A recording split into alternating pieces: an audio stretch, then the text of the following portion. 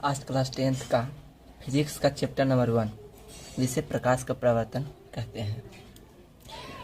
इसके पहले वीडियो में 3 वीडियो डाल चुके थे इस चैप्टर के बारे में। आज चौथा वीडियो है इस चैप्टर का और पहला क्वेश्चन क्या है? प्रतिबिंब। प्रतिबिंब में जानेंगे। इस वीडियो में प्रतिबिंब के बारे में जानेंगे। तो क्या प्रतिबिंब है क्या, इसके आज बारे में जानेंगे। तो प्रतिबिंब किसी प्रकाश स्रोत से, किसी प्रकार लिख देते हैं, सबका आंसर लिख देंगे। किसी प्रकाश स्रोत से आ रही प्रकाश की किरणें, आ रही प्रकाश की किरणें, प्रकाश की किरणें, की किरणें, की किरणें दर्पण से, दर्पण से प्रवर्तन के बाद, प्रवर्तन के बाद जिस बिंदु पर कटती है, जिस बिंदु पर कटती है, कटती है या कटते हुए मालूम पड़ती है। इसमें क्या है? किसी प्रकार, इसका देखते हैं। किसी प्रकाश स्रोत से आ रही प्रकाश की किरणें, किसी प्रकाश स्रोत से आ रही प्रकाश की किरणें, प्रकाश की किरणें दर्पण से टकराकर, दर्पण से टकराकर या दर्पण से प्रवर्तन के बाद, ये भी बोल सकते हैं, या टकराकर। तो प्रवर्तन के बाद जिस बिंदु पर कटती है या कटते हुए मालूम पड़ती है उसे प्रतिबिंब कहते हैं, उसे प्रतिबिंब कहते हैं, प्रतिबिंब कहते हैं। तो देखते हैं इसमें कंडीशन क्या है। पहला कंडीशन क्या है? जिस बिंदु पर कटती है, एक कंडीशन है, या कटते हुए मालूम पड़ती है, 2 कंडीशन। मतलब प्रतिबिंब भी 2 प्रकार के इसमें आ गया। किसका? एगो डायरेक्ट कट गई है, एगो कटते हुए मालूम पड़ती है। तो देखिए प्रतिबिंब को 2 भागों में बांटा गया है, 2 भागों में बांटा गया है। मतलब 2 प्रकार के होते हैं या 2 भागों में बांटा गया। पहला क्या है? पहला को वास्तविक प्रतिबिंब कहते हैं, वास्तविक प्रतिबिंब कहते हैं, और दूसरा को काल्पनिक। पहला को वास्तविक और दूसरा को काल्पनिक प्रतिबिंब कहते हैं। पहला क्या है? पहला को क्या कहते हैं? वास्तविक प्रतिबिंब, और दूसरा को काल्पनिक।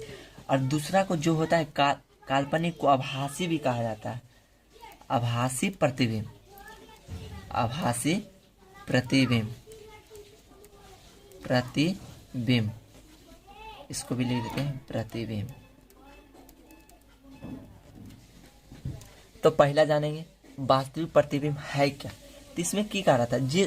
इसमें क्या आता है? किसी प्रकाश स्रोत से आ रही प्रकाश की किरणें दर्पण से टकराकर या प्रवर्तन के बाद जिस बिंदु पर कटती है, मतलब एक कंडीशन है वह जिस बिंदु पर कटती है या कटते हुए मालूम पड़ती है उसे प्रतिबिंब कहते हैं। तो पहला क्या है? वास्तविक प्रतिबिंब, वास्तविक प्रतिबिंब क्या है? तो देखिए वास्तविक प्रतिबिंब क्या कहता है? किसी प्रकाश स्रोत से आ रही प्रकाश की किरणें, किसी प्रकाश स्रोत से आ रही प्रकाश की किरणें दर्पण से प्रवर्तन के बाद वास्तविक कटान पर कटती है। तो इसमें प्रतिबिंब वास्तविक कटान पर कटती है, वास्तविक कटान पर कटती है।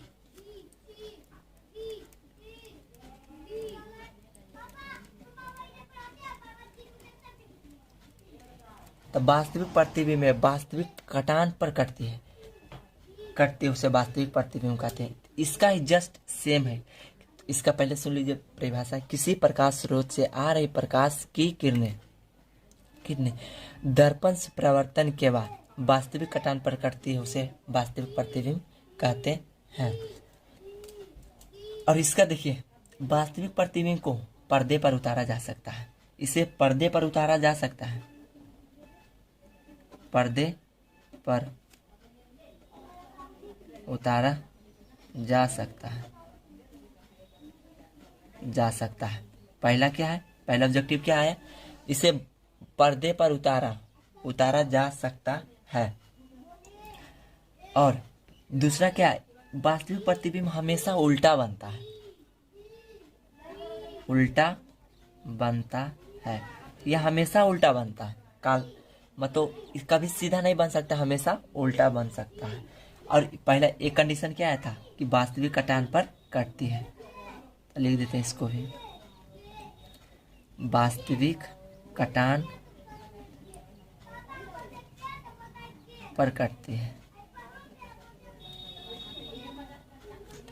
तो इसका पहले सुन ले, फिर से हम इसको दोहरा देते हैं कि वास्तविक प्रतिबिंब है क्या, तो किसी प्रकाश स्रोत से आ रही प्रकाश की किरणें दर्पण से परावर्तन के बाद वास्तविक कटान पर कटती है, तो उसे वास्तविक प्रतिबिंब कहते हैं। और इसमें इसे पर्दे पर उतारा जा सकता है, और यह हमेशा उल्टा बनता है, और इसे वास्तविक कटान पर कटती है। अगला क्या है, काल्पनिक प्रतिबिंब। तो काल्पनिक प्रतिबिंब क्या है, तो किसी प्रकाश स्रोत से, इसका भी पहला परिभाषा देखते हैं, किसी प्रकाश स्रोत से आ रही प्रकाश की किरणें, किसी प्रकाश स्रोत से आ रही प्रकाश की किरणें दर्पण से परावर्तन के बाद जिस, यहाँ देखिए कल अलग हो जाता है, जिस बिंदु पर कटते हुए मालूम पड़ती है, जिस बिंदु पर कटते हुए मालूम पड़ती है।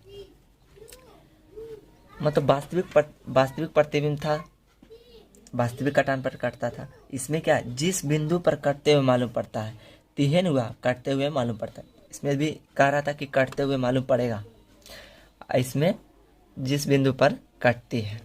और काल्पनिक प्रतिबिंब को पर्दे पर उतारा नहीं जा सकता है, पर्दे पर उतारा नहीं जा सकता है, नहीं जा सकता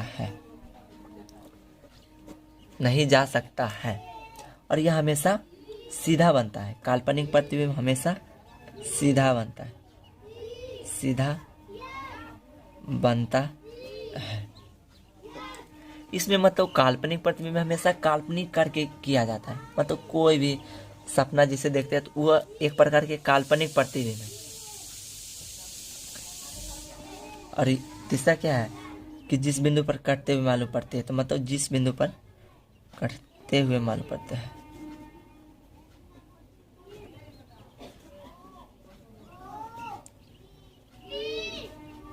मालूम पड़ती है। और देखिए, अब पूछेगा, इसमें क्वेश्चन आता है कि वास्तविक और काल्पनिक में अंतर स्पष्ट करें। तो ये दोनों में अंतर क्या था, ये देख लेते हैं। वास्तविक और काल्पनिक में अंतर क्या है, वास्तविक और काल्पनिक में अंतर। तो पहला क्या है, वास्तविक प्रतिबिंब वास्तविक कटान पर कटते हैं। इसमें क्या था, इधर लिख देते हैं वास्तविक, इधर लिख देते हैं काल्पनिक। तो वास्तविक प्रतिबिंब वास्तविक कटान पर कटती थी, वास्तविक प्रतिबिंब वास्तविक कटान पर कटती थी, कटान पर कटती थी। और ये कटते हुए मालूम पड़ते हैं, जिस बिंदु पर कटते हुए मालूम पड़ते, मतलब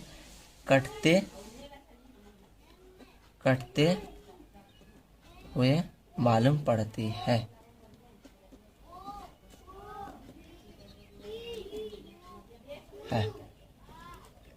पहला। और इसमें क्या, दूसरा क्या होता है, यह हमेशा उल्टा बनता है।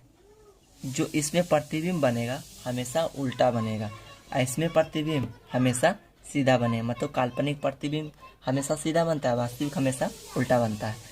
यह हमेशा मतलब सीधा बनता है,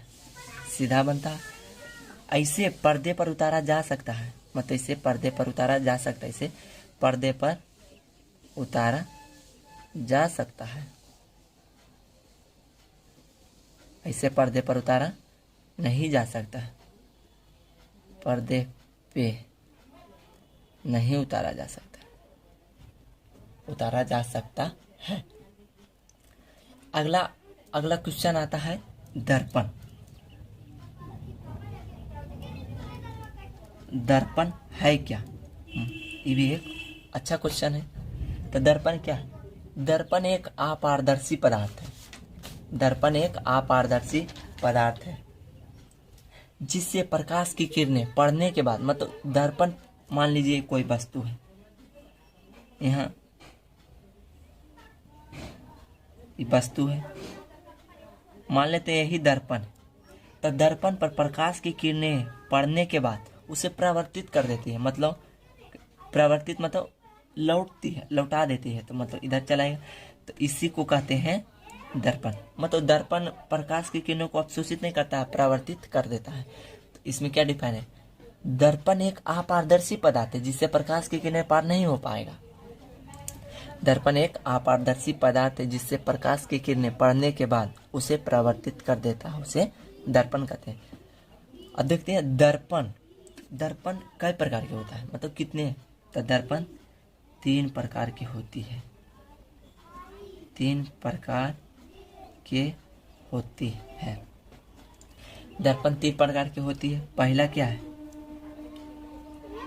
अवतल दर्पण। अवतल दर्पण। फर्स्ट क्वेश्चन क्या है? मतलब पहला है अवतल दर्पण और दूसरा है उत्तल दर्पण। और तीसरा है समतल दर्पण।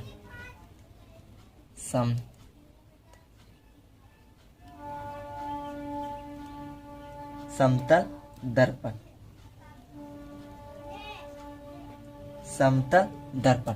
पहला क्या है? अवतल, दूसरा है उत्तल, तीसरा है समतल दर्पण। अब देखिए तीनों को इसमें यही पढ़ने का। बस आज का वीडियो इतना ही तक।